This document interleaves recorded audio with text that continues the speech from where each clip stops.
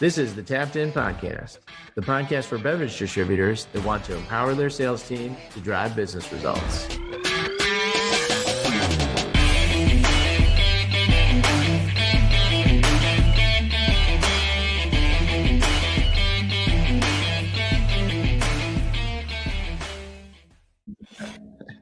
Listen up and welcome back to the Tapped In Podcast. I'm your host, Bud, with Mikey. Mikey, how are you today? I'm good, man. What's going on? Suffering through some technical difficulties in multiple ways. Where are you in the world, bro? Yeah, so for the listeners, tomorrow is 4th of July. So as most Michiganders do, I flock north, right? We go north for the 4th of July holiday. And in the middle of the woods, middle of Manistee National Forest, and I was relying on Elon Musk to save the day and help me out, and he failed me. Starlink has failed, so now I'm in town in my car using some free Wi-Fi. You saying stealing some gas station Wi-Fi, or is it McDonald's Wi-Fi? McDonald's, man, it's fast. McDonald's Wi-Fi. Oh, well, we suffered through a little bit of technical difficulties here. We will persevere like all of our reps are persevering out in the trade, delivering thousands and thousands of cases this week for those thirsty drinkers on the 4th of July. And as part of that, we figured today would be as good of any day as being one of the key selling seasons or selling holidays for beer, that we talk about unlocking the power of displays and how you might be able to use displays, how we see people using displays, and so maybe some other creativity around displays beyond just building them that look like a tank or a mountain or whatever else, we want to build them to look like. So I think that's just something that we'll have some fun with today and maybe poke at some other ideas or some other thoughts or some other pitfalls of displays as well. So, let's start with, displays have been around forever, right, Mikey? Like, this is an SOP in the industry and consumer packaged goods. Like, this is standard operating procedure across the board. Yeah, definitely nothing new. So let's break down displays into a couple different versions. So like backstock would be something that I think people would pick on as like, hey, we need this for sheer quantity or velocity, given the time period or whatever. Creative, as we're going to build something that's cool to look at, interesting to look at. We genuinely want to draw attention to it. Then there's also maybe incremental. These are the plus ones, as we talk about, the bonuses, the extras. And then there's probably a third spot in our world, if we think about kind of like out of market or out of, we call it out of market, or we call it out of location. Out of aisle. There we go. Out of aisle, like into somebody else's, peanut butter, or stepping in their, fudge cake or whatever we want to say. Like, we're getting into somebody's area, like getting beer out of just the beer and beverage alcohol aisle and into a different spot in the store. So let's start with backstock first, Mikey. Like, just as a general opinion, like, I mean, to me, beer on the floor is beer on the floor. Product on the floor is product on the floor. Like, should we be picky about backstock displays or not picky, or should we take advantage of them still in some way? I think, out in the market, I see majority of displays being backstock displays, right?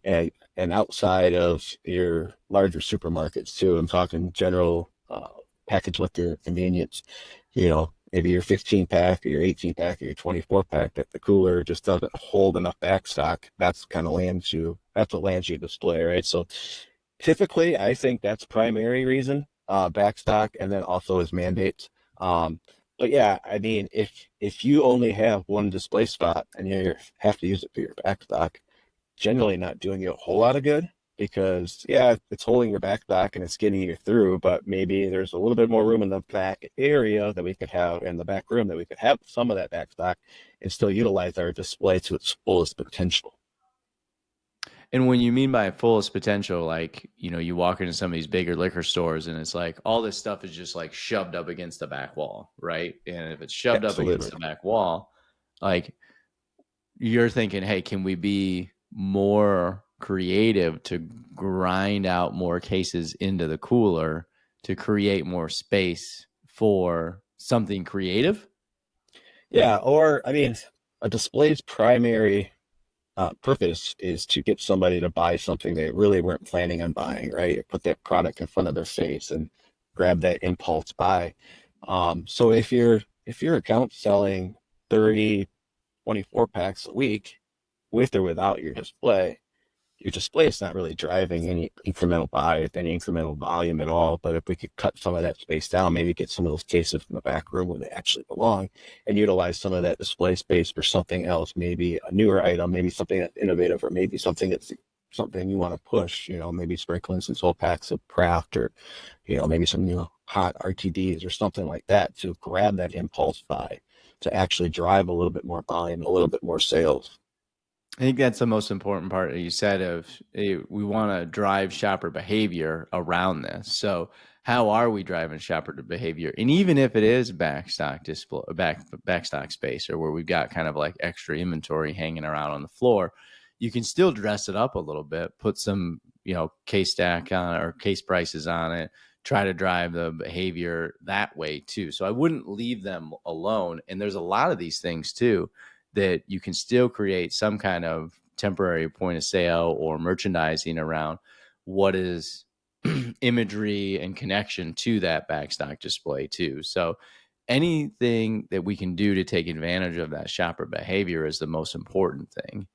I think you So, touched on something important too there when you said dressing it up, because at least in my experience, typically when you have your backstock display or your display is you're using it for your backstock, it doesn't have a price card on it. It doesn't have any sort of dressed up material, right? No POS.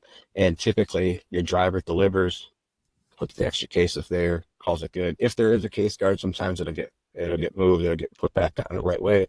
But majority of cases, if you're using your backstock or your display for your backstock, you're not even going to have a price tag on it because it's turning and burning into the cooler, right? Get rotated out into the cooler and then delivery. oh, now, when we move on towards creatives and creative display space, the psychology around this is we want to build and draw attention to it clearly. So we build things like tanks. What are some other, American flags? A lot of, Miller Lite and Bud and Bud Light have the capability of doing American flag themed items as well. To date this podcast, we've got the Olympics coming up. Michelob Ultra is going to have Olympics on its cans all summer long too. So, a lot of these big creative displays are derivatives of like high velocity brands. Obviously Busch Light too, Keystone, those are high velocity brands. So Mikey, creatively, like, I know in our market, we didn't have a lot of opportunities to do big creative displays. It was kind of a velocity driven challenge. Our market was a little bit smaller, a little bit slower velocity. We didn't have any one of those single biggest outlets that would do a lot. So we just did a lot of like beer trains and stuff like that.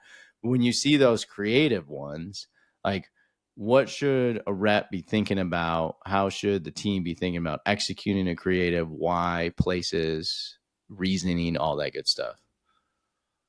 Yeah, eh, talking about that reminds me of one of the most creative and coolest displays I'd ever seen when I was on site. This was in Minnesota, and it was a package liquor account that had pretty good volume, actually really good volume, and it was a Busch Light display. The display actually held 1,000 cases, and he turned the display over about every 2 to 3 weeks, which was high velocity, right? But it was the coolest display because it was interactive. They actually built a slide into it. It was a giant Busch Light mountain, and in the middle was a slide, and they built stairs in the back. You could walk up the stairs, get on the slide, and slide down. It was super cool, right? I took pictures of it and I loved it. But B, it drove a lot of attention. You couldn't walk into the store without seeing that, wanting to take a ride on the slide, no matter how old you were. And, it really just drove you to look at that and hopefully pick up a case of it. Where's the pictures of that? We need the pictures of that. Yeah, I'll send them to you. I'll post it. We'll post it in the side in the notes. You got to we got to send it now so we can grab it, and if you Slack it to me now, we can grab it and put it up in the YouTube Perfect. as well. So yeah, so that kind of like interactive feature where we're pulling them all together, we're like getting somebody connected to it and turning it over that quickly, like that is something that is beyond I mean, for the sheer velocity, it probably is somewhat of a backstock, but you can see that rep taking advantage of putting something together and saying, hey, these are things that we want to add in to the mix and utilize so that we can continue to harvest that attention from the shopper. As you harvest an attention, which then harvests sales, we get more profits, we get more business out of this, and we keep a retailer and the shoppers engaged and happy about it too. Like, nobody goes to that store wondering whether they're going to have Busch Light or not in stock. Like, Exactly. it's always And there. I, and I'd be willing to bet a lot of people take to their friends there or say, hey, let's go to this store to buy beer because you have to see this display, which ultimately drives more shoppers into the store, and the retailer's going to love that too. I think that's hilarious that it is interactive and that they actually built something in a slide into it so you're able to. And that's the psychology behind, the visual side of it and the attention that you keep it to, so you can get, engagement and focus on it. Did you see anybody actually do the slide while you were there? No, no, I wanted to, but I was professional. I did not. You should have done the slide. Then we'd have a video of you doing the slide as well, for sure. Yeah, yeah. What are some other things you've seen people do, Mikey? I'm thinking of, like, I'm going to go back to the tanks thing. I'm going to go back to, I've seen some people do some smaller creative stuff. Maybe I pick on some smaller creative stuff for a second around, hey, we can take these pop toppers, or not pop toppers. We can take these display toppers, build something smaller, yet is still creative and eye catchy. That piece of the puzzle doesn't always have to be 1,000 cases. It could be something much, much more efficient and much, much more manageable too. Oh, I just got the image. So let me grab these. Let me download these Yeah, suckers. absolutely. Grabbing attention is probably the key component to the display, no matter what it is or how big it is, because that's what you want to do. You want to grab people's attention. You want them to see it. You want them to think that it's a value, and you want them to buy it, right? So being creative with the way that it looks, being creative where it's placed, and also being creative with the packages and the items that are on display. Because ultimately, if somebody is walking into a store, you want to drive them to buy what you want them to buy, right? Whether it's a new product or whatever you're trying to push, or maybe it's a higher GP item, and that's what you really want to push them to. So having a display space locked up with something like, Natty Light 15 packs or Keystone 15 packs, to where not a very profitable item, also more or less probably your backstock, right? If somebody's walking in, why would you want to drive them into buying your value package when you can upsell them to something else that you want them to buy? Oh yeah, you have the pictures up. That's great. Yep. And we get the pictures here so you can see, like, on the left side, we can see here's the slide. And, it's just, the slide is incredible. It's merchandise. It's got the picture and the image of the brand. We can see we've got fun, extra additional, mountainy snow displays. And then also on the back here as well, where you can step up and actually go down the slide. But at the same time, like, this is still shoppable too. Like, the consumer, Absolutely. we've clearly created some space where it's shoppable too. I think that's my big, like, bugaboo with some of the creative displays out there, is that there isn't an element of where they're able to be shoppable. And, this is a mix of both, where, yeah, we clearly have the infrastructure of display build and things that, like, are up high that we wouldn't grab as a shopper, but we've created all this space on the low end, in the front and in the back, where the shopper can clearly grab and go and keep moving. And actually, it looks like a ton of shoppable space right over here on this kind of Yeah. what would be right side of the display when you're looking at it. Tom Hardy was always big on that. We thought we'd build a display and I'd make it look all perfect and symmetrical. And he would always take 3 or 4 cases off of one stack and put it back on the shelf or put it back in the backstock. And what are you doing? He's like, starter gap, man. You always have to have your starter gap. That way shoppers know that, hey, somebody's already picking this up. This is where I can shop it from. It's not just sitting here completely full. Um, I remember, going back to the whole Bud Light fiasco last year, right? When I'd see messages on Facebook that people would take a picture of a full Bud Light display, a bottom Bud Light display, not a case missing, and then a half a display of Miller Lite or Coors Light. And say, oh, hey, nobody's shopping this. Well, hey, this was merchandise today. Maybe this one wasn't. You really don't know the element, but there is that psychological aspect where people are buying this. I want to buy it too. So if it looks Yeah. like it's already being shopped, that might entice somebody. Oh yeah, I can grab this. So now, if we move on to kind of the next spot, we've got, I would say end caps, smaller displays, those incremental plus ones. So a lot of this in a grocery store might be defined, or, well, any of this in a grocery store might be defined or outlined or required or mandated. But what do you see the role as those kind of plus one incremental end cap displays being as well? We always like to use it to drive people to uh, our higher GP items. One, two, maybe like the plus one items, right? So obviously, you're not going to get a lot of pack out in those locations, so you're not packing it full of something that has a lot of velocity behind it. So it's that plus one mentality, whether it be a new six pack, maybe some single cans, maybe it's energy drinks, maybe it's singles of something like Beatbox or something along those lines, or maybe the hot new Spider or RTD that's out. That's where, because typically end caps, saddleback racks, stuff like that, when you're coming in and out of the aisles or even in a smaller convenience store too, you're walking past that, and that's where you're going to grab that plus one or that impulse buy. Yeah. I remember talking with a client through implementation, and the question was asked around, like, how big or how much of a focus should we be putting on these displays? And the owner of the distributor was really kind of wrestling with this concept of right sizing the number or quantity of cases on the floor. And one of the things that happened at this location before they signed on was that they had a pretty good FPL challenge, so finished product loss. We'll get to that element of it too. But they weren't turning over these displays fast enough. And to me, it became a conceptualization between me and the owner of, like, hey, let's start to think about, if we have 100 cases of display space allocated towards us, and maybe we were building 100 cases of a Miller Lite or a Keystone or a core brand, and now we've got this kind of VXP methodology, and we've got FPL that we're juggling too, and we're trying to do this plus one.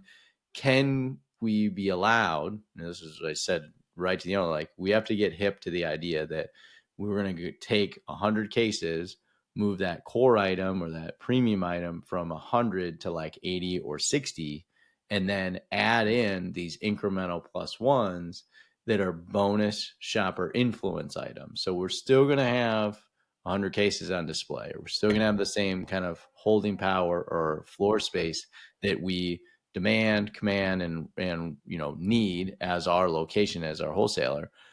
But we got to get smarter about it. And, like, you have to be okay with that. And if you're not okay with that, like, we have to actually hash this out right now. Because if you are not okay with it, then we're also okay with the giant FPL problem you have, where you're constantly bringing in close to code items because they're not turning fast enough. If they're not turning fast enough, you're creating operational headaches. So you can't say that I want these giant displays and say I have all this FPL problem and want to have your cake and eat it too in this scenario. So I think for me, and this was another client that we went into beforehand, and was just like, oh, how much of this product was on the PFP last month? Because you see these displays all over the place. It's like, oh, well, we ran that program for the last 2 months. They're huge. They're everywhere. I don't know when we're going to get through them.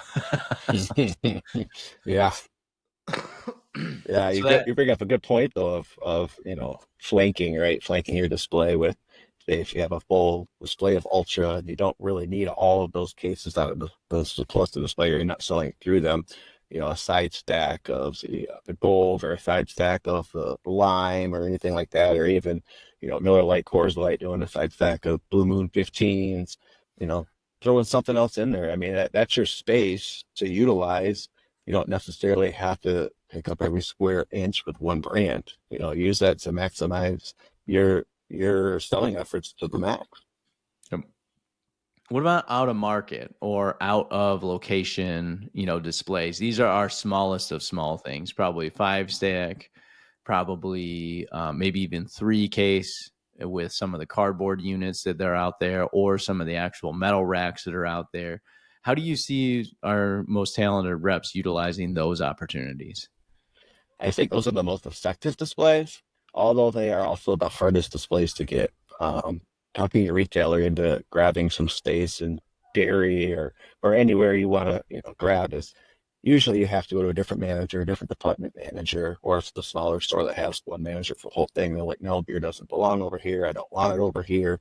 So if they're very difficult to grab, but I do believe that they're super effective, right? We're talking about what better way to have an impulse buy than throwing it somewhere where that shopper's not even at, they're picking up milk or they're picking up cheese or they're going down this aisle and they feel, oh yeah, this looks great too. They might not have taken the stroll down the beer aisle to see what you are showcasing or what you want them to buy. So getting it out of aisle, absolutely a great place. But although difficult, when you can grab them, they're truly effective.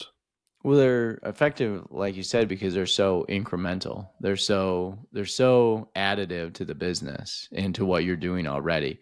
Because people, when somebody's shopping the meat aisle, or when somebody's looking into the dairy aisle or wherever else. I mean, you've seen these beverage alcohol displays kind of all over the place, or it's right on the counter. I mean, if we go to some of our smaller footprint stores where it's a counter of a smaller package item like a beat box or a Fireball malt or any one of the little, tiny shooters that the industry sells or our clients sell.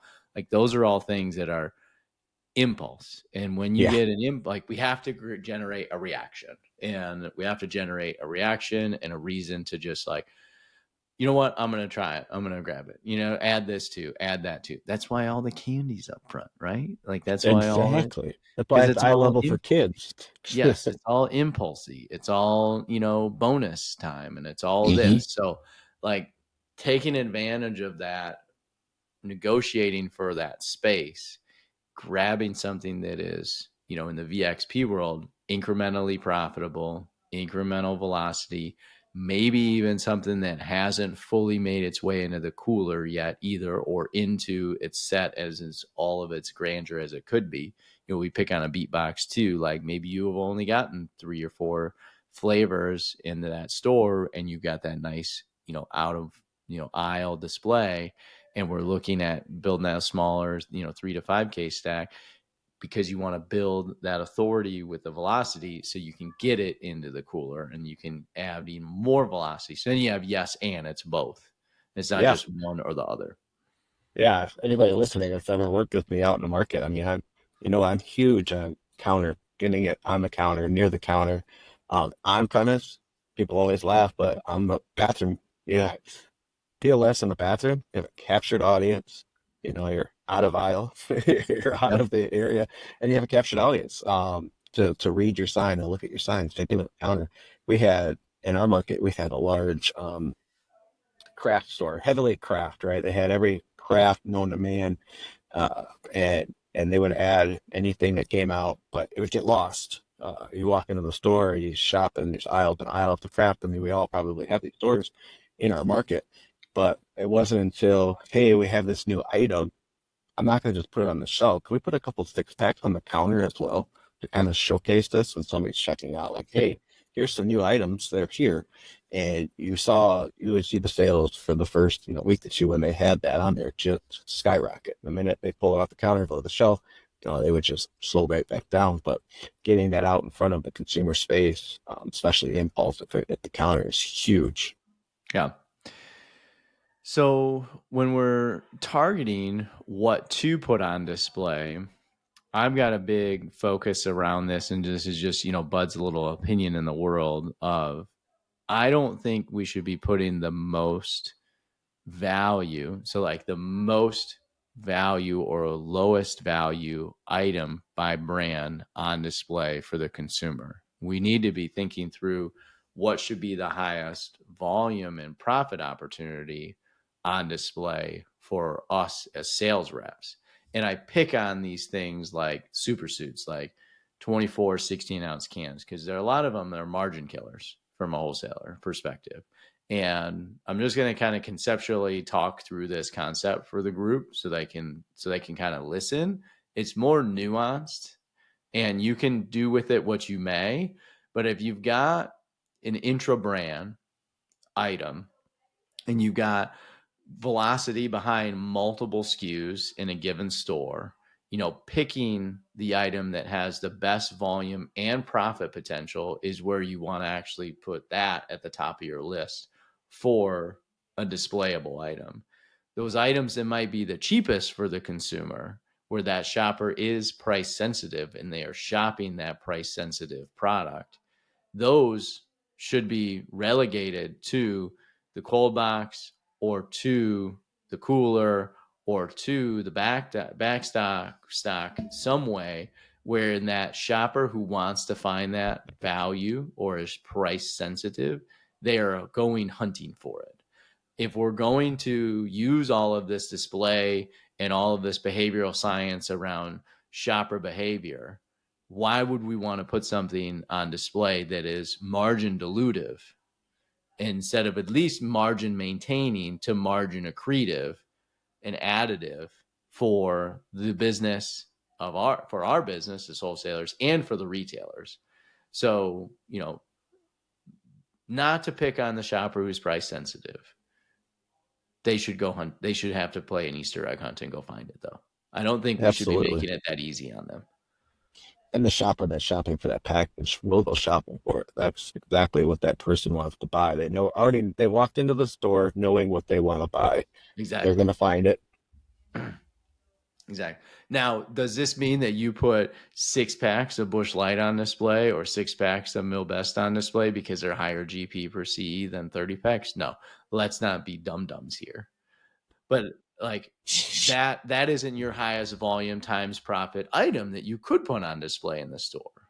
But if it's the difference between a 30 pack and a super suit and it's a 40 cents or 80 cents different in GP per CE, that's the kind of question we want to be asking ourselves. Like, do I want to be garnering and grabbing shopper attention for that super suit over a 30 pack or over an 18 pack or over a 20 pack that is at least margin neutral to margin additive compared to the super suit? So, we've seen a bunch of clients kind of cope with this and deal with this. That's another nuance kind of behind the surface of what the hell should we put on display and why should we put it on display? And as a rep, thinking through our best volume times profit opportunities. Another element of display, let's start here, Mikey, with, we'll kick the discussion off around finished product loss and how big a display should be related to rate of sale and turn in any given account. So if in a perfect world, do you have a ratio in your head of what you'd like to see? You want to see it turn once a month, twice a month, 3 times a month, in terms of how many cases I should put on display is a derivative of how fast that item moves out the store. Yeah, my target was always 30 days. I think 30 days is a good number. Depending, right? There's gonna be variables with that, but if you can't refresh the display within 30 days, then you probably just have too many cases on. You're not gonna have fresh product for the consumer. It's gonna look stale. It's gonna look old. It's gonna look like it's been sitting there forever. It's not gonna be, fresh and, oh, this item is hot. People are buying it. I want to buy it too, type of deal. Yeah. That's kind of my instinct too, as well. I mean, every scenario is slightly different, and also, for us in the field, seasons are slightly different too. That might be this, obviously, the size and scale of what a June, July, August display is going to look like is obviously completely different than what an October, November, December display is going to look like too. For beer, wine, spirits, and the works, like everybody's got different seasonality curves behind it. So you've got to kind of play around with how many cases are going to be on display. And to me, this is very similar, like a political game. It's better for a politician to have a packed room that is a quarter of the size, where everybody's like, oh, it's packed and it's busy and it's so it's so cool, and like everybody was there. And then it is to have a giant room that's 100 people are there that can fit 400. Like, the display is way more efficient and effective if you can point to the retailer and say, hey, I'm turning this once a month or every other week or 2 or 3 times a month. And that, like, this is moving, like people are buying and humming and shaking off of this. And my competitors is stale. Like, let me look at those dates, man. Like, have you seen how old that beer is? Nobody's buying that stuff. And they could, if they're calibrated correctly, if they're calibrated correctly and managed correctly, they could even be a very similar rate of sale. But you can make yours look way more efficient and effective than their competitor if they're just oversizing them. Yep, absolutely. So, and with that, that comes into the FPL discussion, because if we've got turn on bringing up, and this is for the owners listening, like if we're building too big of displays and then we're bringing back stuff close to code and then we're reallocating those cases out to another, big supermarket chain, that is incredibly expensive. We spend all our money, fixed cost, on driving to the store to take the order and compute the sale. Then we bring all of that effort back into the warehouse to build the order, to then put it on a truck and ship it back out to that retailer account, so it can be picked up by a shopper and be sold.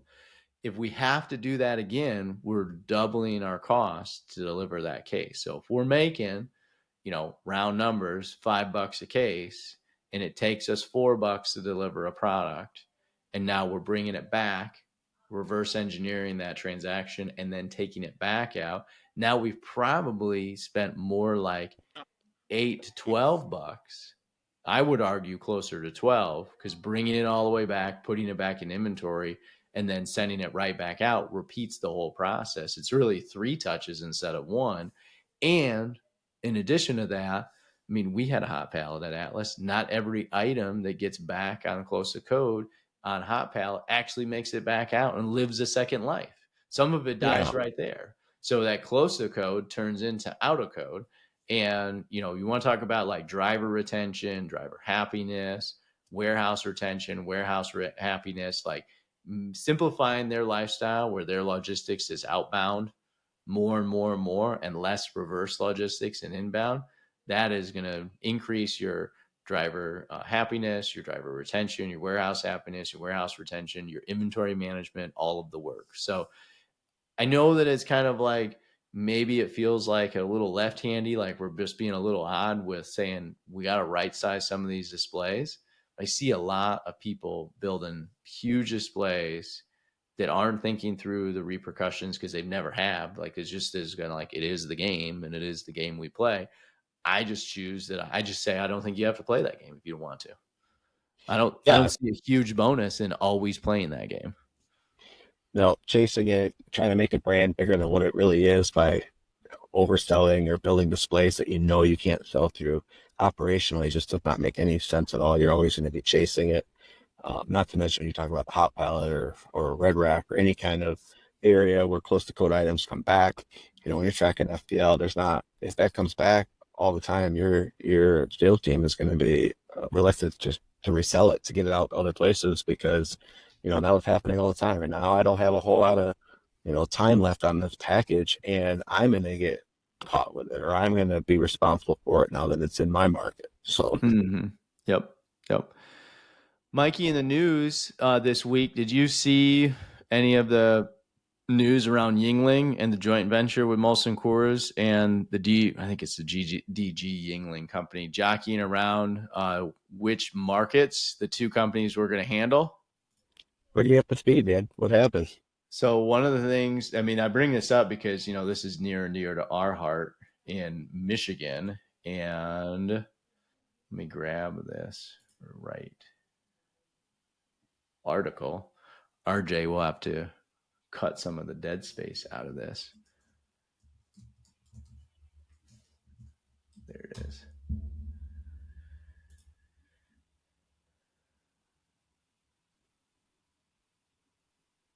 So Yingling, so DG Yingling, that's the mothership, the core organization, has grabbed or swapped around a couple states and has retained the rights of Michigan in the DG Yingling location. And they've traded Arkansas, Louisiana, and Mississippi markets to the joint venture in exchange. So, the weird thing about this deal is that DG Yingling has a segment of the country which is corporate owned or family owned by the Yingling company. And then you've got the joint venture between Yingling and Molson Coors called the Yingling company. they have a different territory, more out west. You know, DG Yingling is keeping their core states and moving stuff around. But I find it interesting that they swap for Michigan. And I wonder, the curiosity was like, what does that mean for Yingling coming to Michigan? I actually think it delays it. You know, I think it delays it by at least a year because they're going to launch Illinois in 2025. They've publicly stated that as a joint venture location. So that's a joint venture state. And I know the DG Yingling company, it's not like they don't have anything to do with the joint venture. They're heavily involved in the joint venture from what I can tell. That is going to actually probably delay Michigan even farther. That's Bud's humble opinion. you think they're still having some production issues as well, or you think they have that all buttoned up? No, I think they've got production issues pretty ironed out in the Molson Coors network. I mean, from what we can tell, unless you're hearing something different from, the clients, it seems like they've got that kind of ironed out on the design. I think last year, maybe with the challenges around the Bud Light drama, with Molson Coors growing so much and having to take on some of the new joint venture work, the breweries maybe got a little bit haphazard or half challenged, or fighting with one arm behind their back last year. But I think long term they're in a good spot because the sales are settling down. They don't have any big launches planned this year from what I can tell, and they're probably getting themselves lined up for Illinois in 2025. But the question comes, like, this is curiosity too. What do you think this means for the Michigan wholesalers? Is this like lock and stock? I mean, pretty much lock and stock on the joint venture as Molson Coors all the way around. That is, they haven't, they talk about it, and I think they interview the AB wholesalers. I think they talk about interviewing them when they actually do, but they haven't ever broken from the direction of sticking with the Molson Coors wholesaler. Oh, why would they? They've got the whole, that would add another cost of doing business for them. So they might talk about it, but there's no ROI on paper that I can tell that would make it make sense. But in DG's case, in Michigan, does it throw a different wrench out there? Does it become a different reality? I have no idea. I find it very interesting, though. Yeah, yeah, we shall see, huh? If I'm a Michigan wholesaler, I mean, this would be something that we would be paying attention to still in a big way and would be very focused on. And I'm sure the other Michigan wholesalers too. I think it throws a little bit more of a wrench out in the process for Michigan wholesalers.